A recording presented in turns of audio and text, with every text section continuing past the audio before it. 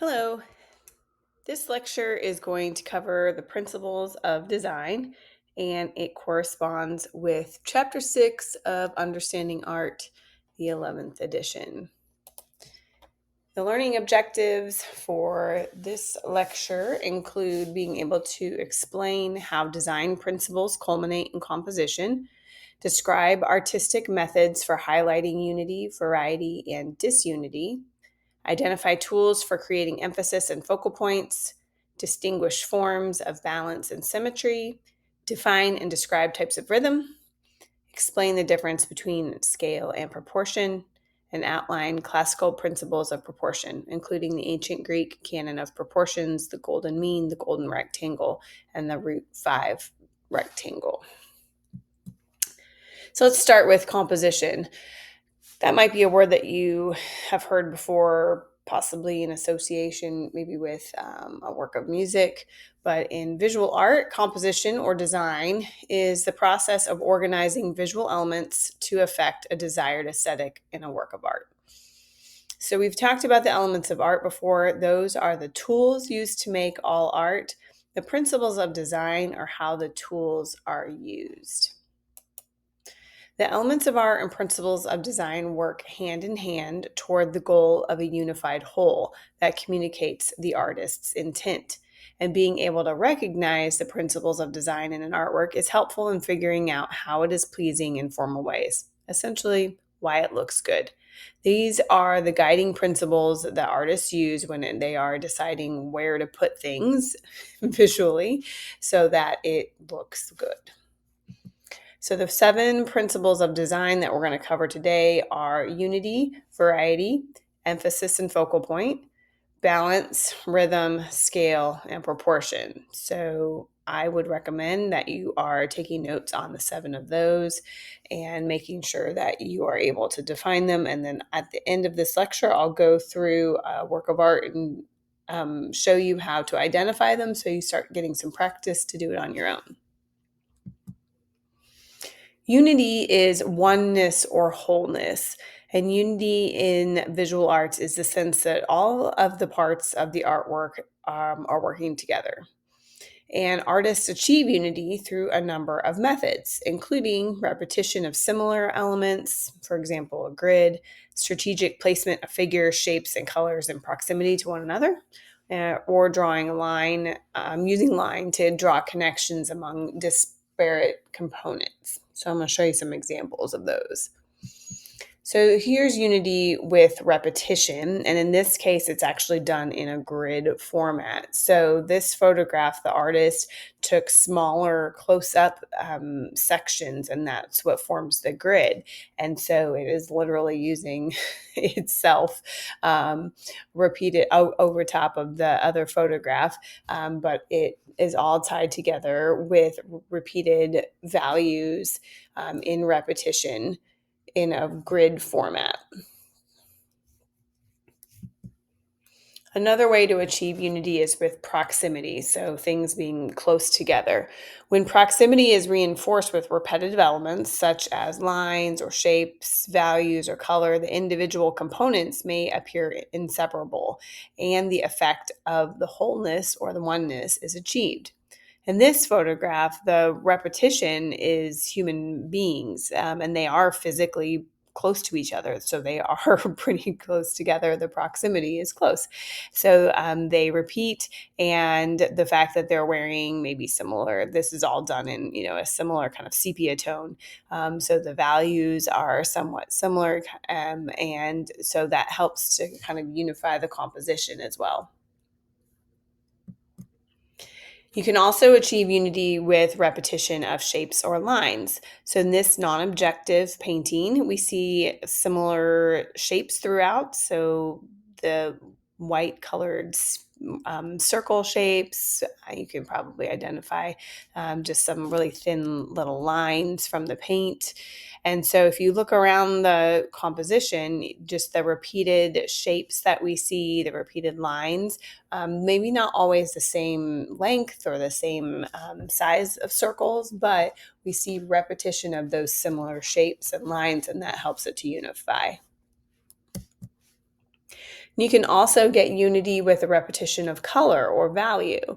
And we've seen a couple of examples of that already in the previous images I've shown you. This painting by Pablo Picasso, Guernica, is done in all values, blacks, white, in tones of gray.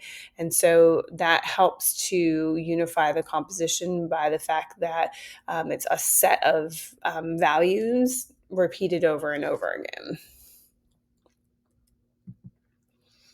And this is an installation artwork, but the artist has used some of the same colors. They're video projections. And so we have a repetition of color, and we see a lot of the same shapes on the screens, and then even reflected like onto the floor, and the color that's kind of reflected into the room itself. That repetition of color, once again, helps to unify the artwork. You can also have unity achieved with the repetition of lines. And in this case, they are literal lines. This is a photograph, and the artist has included literal lines connecting the birds that are flying. So in this case, we have repeated lines throughout the composition that literally are connecting everything and creating a sense of unity through actual lines that we can distinguish. We can see them literally. This is another example of lines unifying a composition in this sculpture of the three goddesses. This is one of the sculptures from the Parthenon. And you can see that the garments that they're wearing, the kind of drapey fabric, has these very curving lines repeated throughout their clothing. And that helps to unify the composition of the three figures through the waviness of the lines being repeated. So let's talk about variety. A work of art with a strong sense of unity that is interrupted with some aspects or elements that diverge from the predominant compositional scheme has variety within its unity. And variety stimulates interest and creates complexity. So this is an example of a work of art with variety that is still unified. So this is essentially a screen type shape. It's wooden kind of blocks that are on that are all connected. And so the unity is that repeated color, repeated shape, but then the fact that they're turned into different directions adds some variety. So it's not all just static and the same thing over and over again. Here's another example of unity within variety. This photograph has some very strong vertical lines created by the dog's legs and the human legs. And so we have these nice long vertical lines formed, and then kind of the variety is the shortness of the Chihuahua's legs. So it adds some variety to those long vertical lines. So vertical lines unify the composition, and the variety adds a little bit of interest.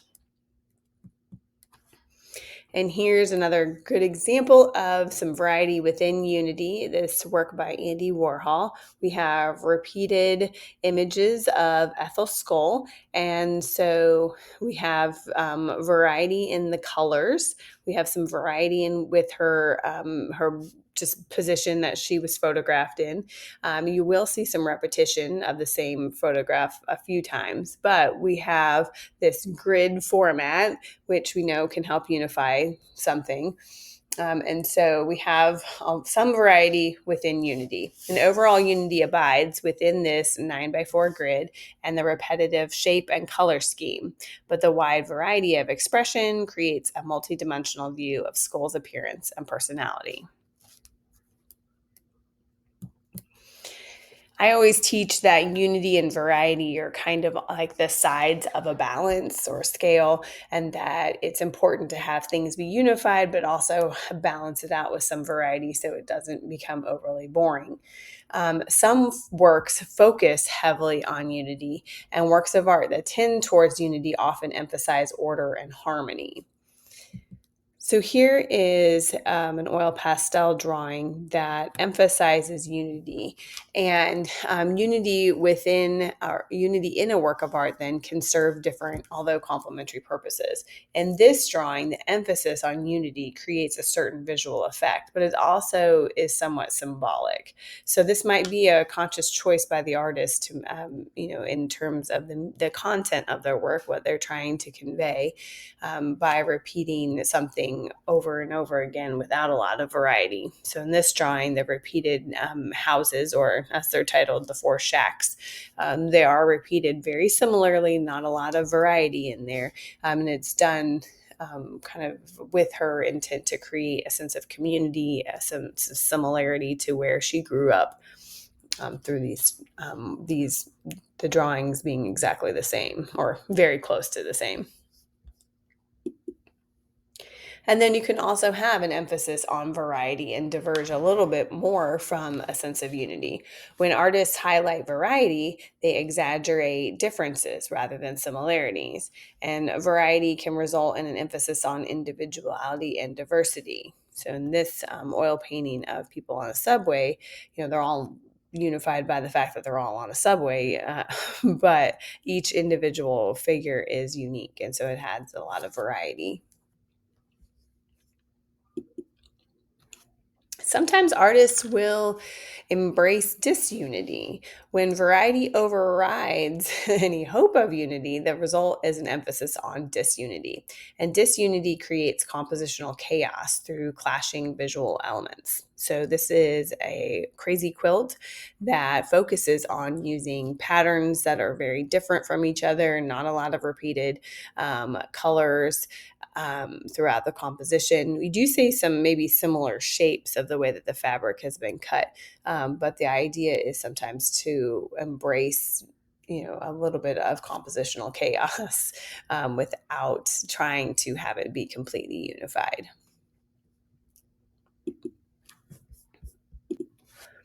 This painting is an example of ordered chaos, and even compositions that have a consistent emphasis on variety that seem like they're verging on disunity tend to have some order, some subtle unifying aspect to keep them from dissolving into absolute disorder. So this is a painting from a Bible, depicting a Bible story. It's when Jesus begins his miracles, and this is the one where he's attending a wedding and turns the water into wine. And so just take for a moment and kind of notice all of the activity happening. People are talking and moving around and things like that. And um, I think that you can see that it does seem somewhat chaotic. But if you think about, okay, what are the unifying elements? My first thing is to think about the repeated colors throughout the composition. I see kind of the same colors popping up all over, like the greens and the blues and the reds and the yellows. And so even in this somewhat chaotic scene, there are some things that the artist has included to help unify the composition and keep it from dissolving into, as the book says, absolute disorder.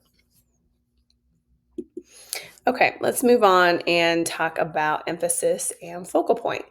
Artists use emphasis to attract and to hold the viewer's attention.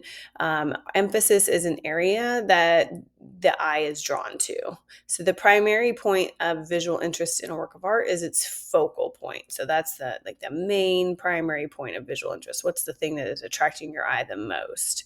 And they can create emphasis, including like through directional lines, contrast, placement. So let's look at some examples. This is a photograph of high-heeled shoes all arranged in a circular format. And so the way that the artist has created an area of emphasis or a focal point is changing up the color, having the center point be brightly colored from the rest of the shoes. So sometimes a focal point might show up in the center of a composition, as this one does. And certainly, kind of the circular format maybe kind of draws our eye in towards the center, but the color also works as well.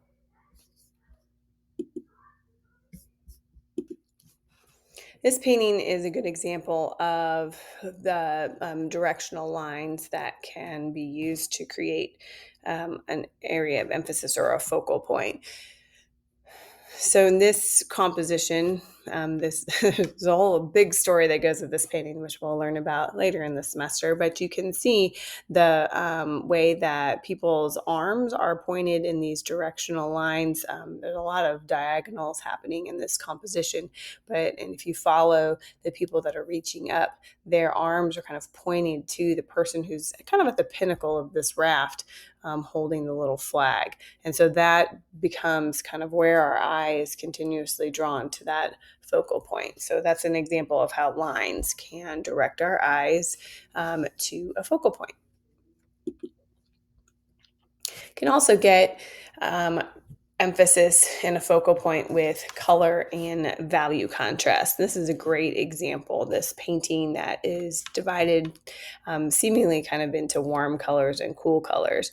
You do have some diagonal lines dividing the composition up, kind of framing the portrait, the face of the person in the portrait, but we have that difference of warm versus cool colors, and that helps to kind of bring our attention to that stripe of green and blue in the center of the composition, and that becomes our area of emphasis.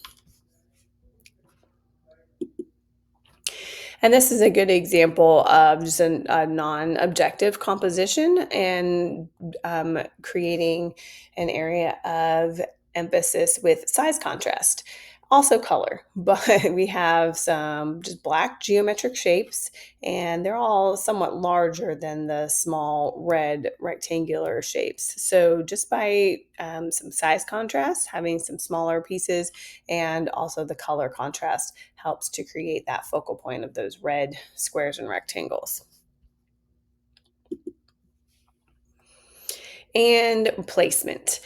This photograph has figures positioned on the right side, and we've mentioned the psychological lines before, where people tend to be looking and our eye tends to follow their gaze. So in this case, we do have the focal point help being created by those psychological lines of the figures all looking in the empty chair.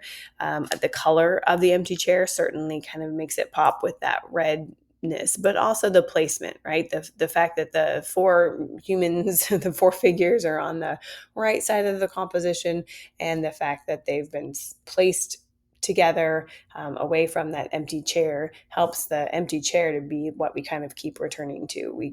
They're looking over there, it's empty, it's separated from them. So that helps for our eye to keep going back to that area as our focal point. And it is possible for artists to have multiple focal points in their compositions, and also to sometimes embrace no focal points to try to have a lack of a focal point.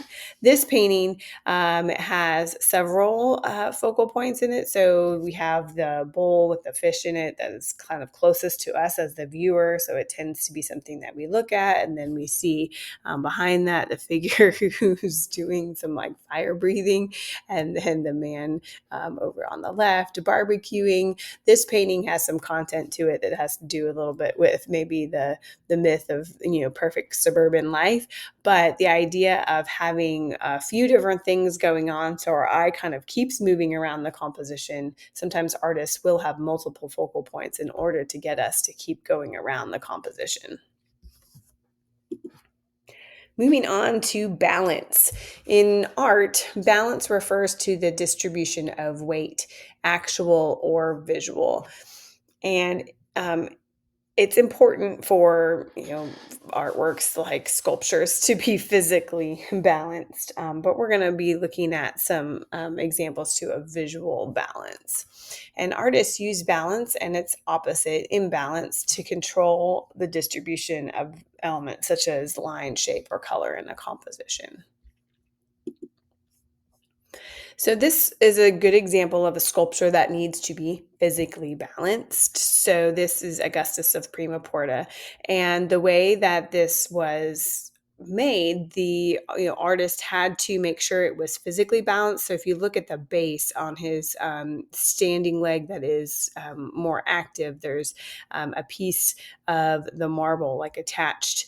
So, and that actually provided physical balance for the sculpture, so it didn't topple over. But then if we look at, we have kind of that active leg that his weight is resting on, and next to his other leg is more relaxed. And then we have the active arm up, being raised into the sky. And we have the staff that he's holding, balancing out kind of his more straightened leg. So we have the way that the body is positioned to help feel more balanced as well, just visually, in terms of like his lifted arm and his leg that looks kind of like it's moving in the back. We're going to contrast that with a Michelangelo sculpture that kind of embraces visual imbalance. This is called The Drunkenness of Bacchus. And so I think that we are supposed to kind of see maybe a little bit of wavering in his body position. He seems like a little bit unbalanced just in terms of his body, the way his legs are formed. And so in this case, yes, the sculpture itself is still physically balanced. It's not falling over, but the artist has kind of embraced positioning the body in a way that seems like it could, maybe they could kind of be a little bit stumbly and tipping over the way that the body's positioned. So I mentioned actual balance and visual balance. Sculptures and other works of art with actual weight have actual balance. Visual balance is also sometimes called compositional balance or pictorial balance, and it refers to the distribution of apparent or visual weight in works that are essentially two-dimensional. So we're going to look at some examples of visual balance. One type is symmetrical, and symmetry refers to a similarity of form or arrangement on either side of a dividing line, or to correspondence of parts in size, shape, and position. So symmetry may be pure or approximate, but either form of symmetry causes a sense of balance because of the equal distribution of weight on the two sides. So I'll show you some examples.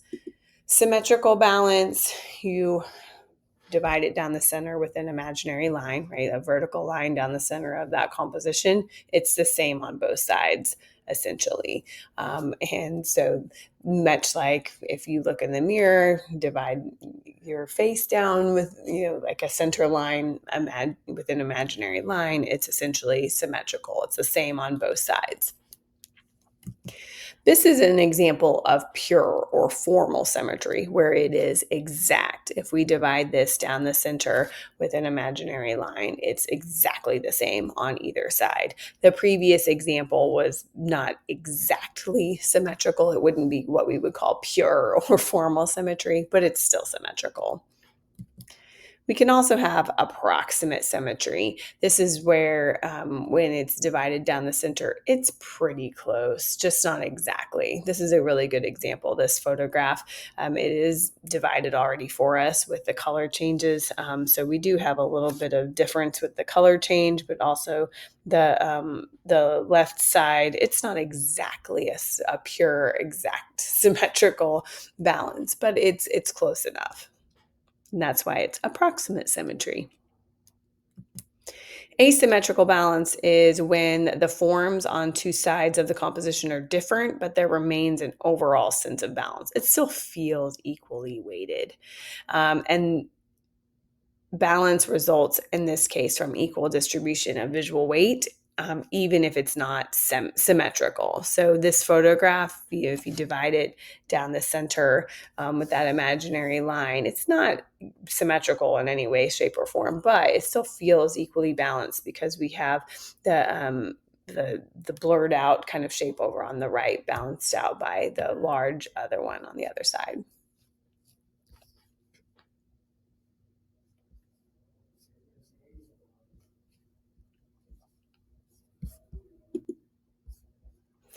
And radial balance is when we have compositions in which elements radiate from or are organized around a center point. So imagine like, like the little kid sunshine drawings when you're little, circle with like the little sticks of sunshine rays coming out from around it.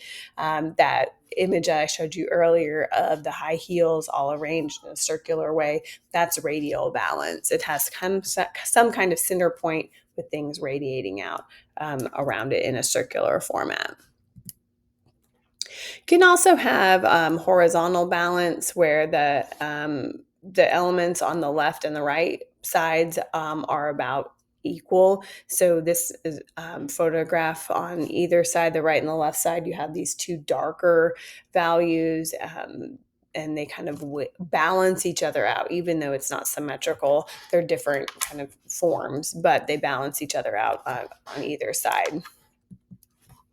Vertical balance has to do with kind of moving above and below a dividing line. So imagine that there is a horizontal line dividing this composition, kind of going across the center. We have some very strong geometric shapes and forms down on the bottom half of the composition, and then balanced out by these really kind of wavy, organic, kind of almost like fabric looking shapes towards the top. And diagonal balance, when there is equal visual weight on either side, it's kind of in a diagonal format. So the two figures of the actual people sitting on the bench in that lower right hand corner are balanced out by the painted images on the wall in the background, kind of sliding up diagonally. So it's kind of on a diagonal line, an imaginary diagonal line through the composition. So that would be diagonal balance. And there's an example of radial balance. I guess I got out of order. I apologize for that. But there's an example of radial balance where you have a center with things circulating out around it in a circular format. But that's radial balance. Okay, moving on to rhythm. Rhythm occurs when repetitive patterns convey a sense of movement. In the visual arts, the viewer perceives rhythm by grouping repetitive elements such as color, line, and shape. So in this photograph, you have the circular shapes on the, I think I of this fence or grate or whatever it is, and our eye kind of bounces from the one that's closest to us as the viewer in the lower right hand corner. We kind of bounce from one moving back throughout the composition. So rhythm is repetition, and we've talked about pattern before. Pattern is done specifically kind of for visual texture or for decorative purposes, for visual interest. Rhythm is specifically done to kind of move your eye through the composition. So let's look at some types of rhythm. Regular rhythm occurs when the elements repeat in the same way. It's the same spacing, same orientation. So the repeated element is that rectangular form. It repeats the same way every time. The spacing between them is the same. Regular rhythm is like a predictable pattern. Alternating rhythm results when the different elements in a work of art are repeated in a regular, predictable order, but it goes back and forth. So in this case, this is the architectural detail of Dome of the Rock, which is a building in Jerusalem. And you can see the little screens and the other decorative elements on it go back and forth in terms of repeating the colors and the shapes that are repeated. So alternating kind of goes back and forth. Progressive rhythm, the rhythm of the elements changes slightly as the elements move towards a point in the composition. So in this photograph, the stairs or the steps are the repeated element, and as they're moving upwards, and the steps are not necessarily changing a whole lot of shapes, but in the image, they are different every time. So with progressive rhythm, it's kind of moving you towards a specific point in the composition. Progress means, making changes. So it changes every time it shows up.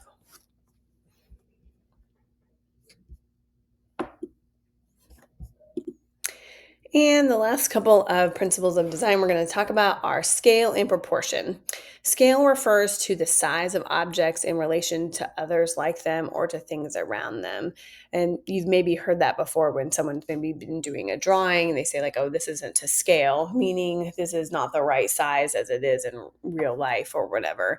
Relative scale, when we look at visual art, is one way to establish scale or relative size, and it helps uses something familiar to help us understand the size of something unfamiliar. So we have this photograph, which is of a hippopotamus at a zoo, and we can tell the size of the hippo because we are comparing it to the size of the people behind it, and so that's how relative size works. If we aren't sure, oh, okay, how big this thing is, we can compare it to the people behind, and then we have an understanding. Oh, okay, I see. And you might have seen that, maybe when people are selling things online, they'll, excuse me, put maybe a picture, like they'll put a quarter next to it or something like that, so that you have that relative size. You have an understanding of like, oh, well, I know how big a quarter is. That's something familiar to me. And so now I have an understanding of how big that, sticker is or whatever the thing is that you're buying, because you've established that relative size. Hierarchical scale has to do with making things bigger or smaller depending on their importance. And this is certainly something that visual artists will use in order to draw attention to the important figures in a composition. And so in this case, this by War Bonds poster, the Uncle Sam and the American flag are done in this really large scale to communicate the importance of those patriotic behaviors that they are encouraging. So in this case, making something much bigger to signal to the viewer its importance. And then sometimes artists will distort or subvert the realistic scale of objects to challenge the viewer to look at something in a new way. So this is actually, I think, from a Nike advertisements, and you can see that the shoe has been made to seem like it's huge by putting these tiny little people and like little workers and like machines and trucks and things like that around it to make it seem like they're building this like giant shoe. And it's kind of just like a fun way to make it seem like like they're constructing a building. But that's one way that artists will kind of challenge viewers, is to change up the scale of things. And let's talk about proportion. So, proportion is the comparative size relationship or ratio of things to one another. And we're specifically going to talk about proportion with the human form. Artists have sought to determine the proper or most appealing ratios or parts of works to one another and the whole. And they have used proportion to represent what they believe to be the ideal or the beautiful. And they have often sometimes disregarded or subverted proportion to achieve special effects, often to compel viewers to take a new look at the familiar. So, as I mentioned, we're going to talk about proportion with the human form. And a canon of proportions establishes rules about the dimensions of body parts in relations to another. And one of the most famous or well known is in ancient Greece, Polyclitus developed a canon of proportions that became the standard for creating the ideal human form. So, this was something that they would use when making sculptures, this set of rules based on mathematics to construct a human form, and that's what they considered to be, the ideal human form. And as we mentioned, certainly throughout art history, artists have subverted that canon of proportions and distorted human forms a little bit in order to challenge the viewer to see portraits and human forms in a new way. Not necessarily because they weren't able to make their work look realistic. So when we see works like this by Modigliani that is more abstract, just know that it's not about a matter of ability. It's about a choice of distorting that canon of proportions. So I'm just going to briefly mention the golden mean and the golden rectangle, and I will provide a video for you that kind of touches on this a little bit in addition to this lecture. But Greek philosophers during the Golden Age of Greece developed the golden mean, or the golden section, in geometry to help facilitate ideal proportions in architecture. And so the golden mean requires that a small part of an object or figure should relate to the larger part in some way that the larger part relates to the whole. And it's a principle of a ratio of 1 to 1.618. And that is not something that I'm going to ask you to remember for an exam. The golden rectangle is based on the golden mean with a length that is 1.618 times its width. And this rectangle can be created by rotating the diagonal of the half square.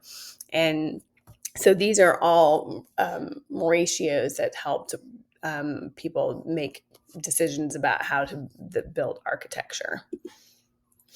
And then we also have the root 5 rectangle, and rotating the diagonal of a half square in both directions creates a root 5 rectangle. And it has the 2.236, the square root of 5, times its width. And so here's some examples of, you can see the root 5 rectangle being used to create the Parthenon. And the root 5 rectangle is also used in this composition by Michelangelo. And the Greeks also related the golden rectangle to the spiral. And you'll learn a little bit more of this in the video that I post about this. But the spiral can be created by extending the golden rectangle in a circular manner and using a curve to connect the corners of the squares. And this is something that is certainly developed by mathematicians, but it's something that is rooted in nature. And so it's something that has been observed, for example, in a chambered nautilus.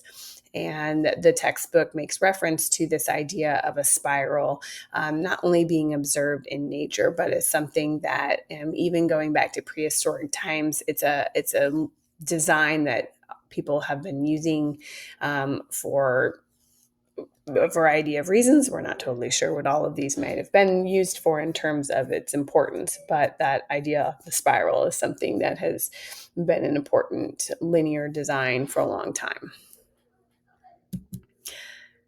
Okay, the last thing I wanted to do was just show you briefly how we identify the principles of design in a work of art. And I'm using this same work of art that I used to talk about the elements of art. So I'm just going to go through these really quickly and show you how we use the elements of art to get the principles of design.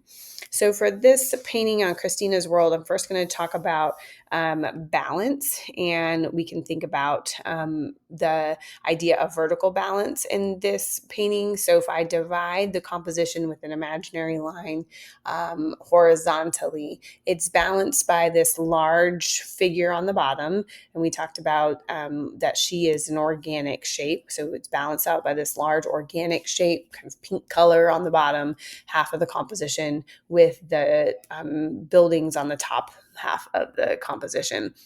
So the geometric shapes that are all kind of done in grays at the top. So in this case, we have that asymmetrical balance, but it's also kind of vertically divided up. In terms of rhythm, we don't have a whole lot of repetition in this painting that guides our eye around the composition, but I can say that there are some areas where there are lines repeated in order to kind of bring our eye around. So back in the distance around the house, the fence posts could possibly be considered a type of rhythm. We have these vertical lines that make the fence posts, and they're repeated, and so our eye follows them kind of up to the house. There aren't a whole lot of other elements in this that can be considered used specifically for rhythm. When it comes to emphasis and a focal point, certainly we have the figure of the woman as our main focal point. She is the largest shape in the composition. She is closest to us as the viewer, and she is done in this pink color, whereas everything else is more kind of earthy or neutral colors. So she is the focal point, but there is a secondary focal point in this painting, and it's where she's looking. So that psychological line and the diagonal line of her body, we follow that backwards towards the house. And so the house is the secondary focal point, and our eye is drawn to that with lines. So this is a great example of how you create a principle of design, a focal point, using elements of art. And in this case, it's lines. So you have the tracks going through the grass, you have the lines made by the fence, you have even the line of the mowed grass that kind of swings around, brings us back into the composition. And then you have the line formed by her body and where her gaze is looking. It all leads us back to that house. So that is by far this like a strong focal point as well. So you have the woman in the house as the focal points. When it comes to proportion, we can talk about the female form and how her body is in proportion, because the artist has painted her realistically. But when it comes to scale, she is painted very large in relation to how big the house and the barn are. And that is done in a way to help us create a sense of space. The artist has purposely made her look like she is very far away from the house, by that use of scale. So making her seem large and the house is far away, has helped us understand the sense of space that we're looking at. When it comes to unity and variety, the artist has used local color for everything. So I think that unifying with that sense of color of kind of all kind of doled down colors for everything, including the woman's dress. It is pink, but it is still like it's not neon pink. Everything is kind of in a subdued tone. So he's used color to help unify the composition.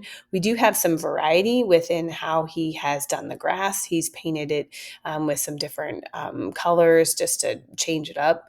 I'm sure it's probably a little hard to make grass look terribly interesting, but he has used some different colors in order to have some variety within the grass. So the whole thing is unified, but we do have some variety with like the way that the grass is painted, and certainly some of the different elements with the woman and the two houses. Okay, so that is how you can go through the principles of design and see how the artist has used the elements of art to create those principles of design. And this concludes this lecture.